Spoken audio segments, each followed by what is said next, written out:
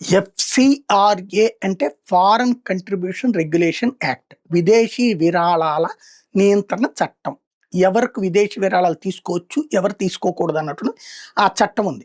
ఆ చట్టంలో ఈ మధ్యనే అనేక క్రైస్తవ సంస్థలకి లేదా విదేశాల నుండి ఇక్కడ అదేది పేదలకి సేవ చేస్తున్నామనినో లేకపోతే అనాథలకి సేవ చేస్తున్నామని చెప్తూ క్రైస్తవ సంస్థలే కొంతమందికి డబ్బులు ఆగిపోయాయి. ఎందుకని? వాళ్ళు అవి ఆడిటింగ్ చూపించకపోవడం వల్ల.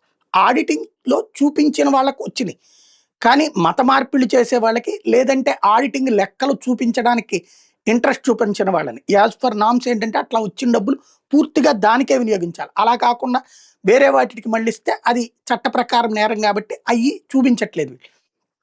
అలాంటి వాటిని ఆపితే ఇది క్రైస్తవ ముస్లిం సంఘాలకు విరాళాలని ఆపడం కోసం హిందుత్వవాదైనటువంటి అమిత్ షా చేస్తున్నటువంటిది అన్నది ఇప్పటిదాకా క్రైస్తవ ముస్లిం సంఘాలు భావించినాయి. అందరూ హిందువులు కూడా అదే భావించారు. కానీ అదే కాదు, ఆ ఎఫ్సిఆర్ఏ నిబంధన ప్రకారం ఒక మత ప్రాతిపదికన విరాళాలు తీసుకోకూడదని రూల్ ఉంది. మతం ఆధారిత సంస్థలు విరాళాలు తీసుకోకూడదు. హిందూ సంస్థలకు కూడా విరాళాలు ఆపేశారు, హిందుత్వ సంస్థలకు కూడా విరాళాలు ఆపేశారు అన్నదే ఇప్పుడు తాజాగా మద్రాసులో ఉన్నటువంటి హైకోర్టు మదురై బెంచ్ తీర్పుతో తేలింది. భగవద్గీత మీద బోధన చేసేటటువంటి సంస్థకి విరాళాలుని ఇది ఎఫ్సిఆర్ఏ లైసెన్స్ ఇవ్వలేదు, రిజెక్ట్ చేసింది కేంద్ర హోంశాఖ. అంటే హిందుత్వవాదైనటువంటి అమిత్ షా శాఖే రిజెక్ట్ చేసింది. ఇదే ఇప్పుడు తాజాగా భగవద్గీత కేవలం మత గ్రంథం కాదు, అది నైతిక శాస్త్రం, భారతీయ నాగరికతలో భాగం అంటూ మద్రాసు హైకోర్టు స్పష్టం చేయడం, భగవద్గీతకు వర్తించేది వేదాంతానికి కూడా వర్తిస్తుందని చెప్పడం, ఇది మన పూర్వీకుల అభివృద్ధి చేసిన స్వచ్ఛమైన తత్వాన్ని సూచిస్తుందని చెప్పడం, యోగా విషయాన్ని మతం అనే కోణం నుంచి చూడటం దారుణం, ఇది సార్వత్రికమైందని తేల్చి చెప్పింది మద్రాసు హైకోర్టు మదురై బెంచ్. విదేశీ విరాళాల నియంత్రణ చట్టం కింద కేంద్ర హోంశాఖ జారీ చేసిన ఉత్తర్వులను సవాల్ చేస్తూ హర్ష విద్యా పరంపర ట్రస్ట్, హిందుత్వ సంస్థ అనమాట, దాఖలు చేసిన పిటిషన్ మీద విచారణ మద్రాసు హైకోర్టు న్యాయమూర్తి జస్టిస్ జిఆర్ స్వామినాథన్ నేతృత్వంలో మదురై ధర్మాసనం ఈ మేరకు వ్యాఖ్యానించింది.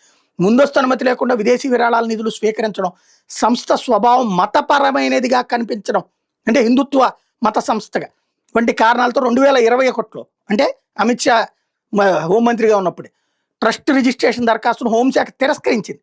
దీని ఆ సంస్థ హైకోర్టులో సవాల్ చేస్తే ఈ తీర్పు ఇచ్చింది. ఈ హర్ష విద్యా పరంపర ట్రస్ట్ అనేది స్వామి దయానంద సరస్వతి శిష్యులు 2017లో తమిళనాడులోని హోసూర్లో స్థాపించారు. ఇది పబ్లిక్ ధార్మిక ట్రస్ట్. ఇది వేదాంతము, సంస్కృతం, హఠయోగం, యోగా బోధించడంతో పాటు ప్రాచీన గ్రంథాలను పరీక్షించడంలో నిమగ్నమైంది. ఆదాయ పన్ను చట్టంలో సెక్షన్ 12A కింద దీన్ని నమోదు చేశారు. 2021లో విదేశీ విరాళాలు స్వీకరించడానికి ట్రస్ట్ ఎఫ్సిఆర్ఏలో సెక్షన్ 11 కిందన రిజిస్ట్రేషన్ కోసం దరఖాస్తు చేసుకుంటే ఆ దరఖాస్తుకి అనుమతి రాకముందే 2024లో అమెరికాకు చెందిన ప్రవాస భారతీయ నుంచి 9 లక్షల విరాళం వచ్చింది. జరిగిన తప్పును సరిదిద్దుకుని 2025లో 3.7 లక్షల జరిమానా కూడా కట్టింది ఆ సంస్థ. ఈ నేపథ్యంలో ముందస్తు అనుమతి లేకుండా విదేశీ విరాళాలు స్వీకరించినందుకు గాను మతపరమైనదిగా కనిపిస్తుందన్న కారణం కేంద్ర హోంశాఖ తెలిసింది. అంటే హిందూ సంస్థలు కూడా నిబంధనలకు విరుద్ధంగా ఉంటే ఆపారు. ఇది ఇక్కడ కీ పాయింట్ గుర్తుపెట్టుకోవాల్సింది.